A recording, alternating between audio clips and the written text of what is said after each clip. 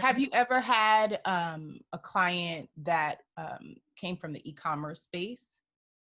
Yes, actually. So we've had clients in e-commerce. E-commerce is great because really your overhead is just where you're living and Mhm. probably, shipping and little things like that. You can tend to do e-commerce through platforms like Shopify, and those are set to your volume.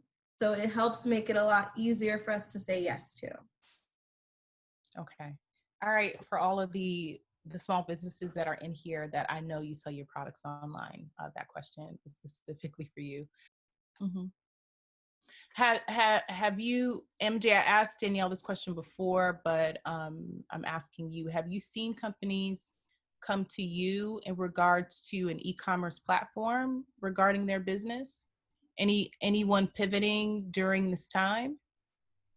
Yeah. I mean, I think that, yes, I've seen companies across the United States that have come to me that are trying to make a pivot to figure out how they can best sell their products online. If you're not making that pivot, you should try to figure that out, make it some part of your business. So yeah, definitely. I think that it's can be a bit complex, but I think that sometimes it's just baby steps, right? See what works, figure out what's going to be the best option for you. Also, too, depending on your product, I recommend, you know, using the more traditional platforms, right? eBay, Amazon, to kind of get those going. And it's not as scary as you think. I also think that if food-based businesses, you unfortunately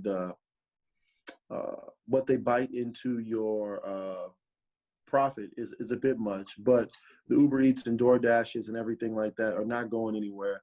And they are something that you definitely should probably be a part of. I think that you need to just raise your prices and figure out what works for you.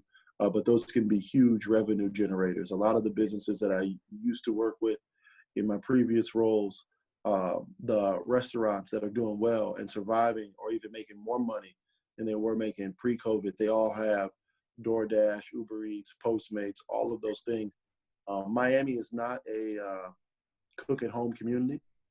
Uh, Miami is a eat out community, and so I think that plays into your hands. I have a personal friend that owns an ice cream sandwich company, and they're doing better than they ever did before. And it's really only because people are ordering on those apps more than they ever were. And I don't think that that's going to change.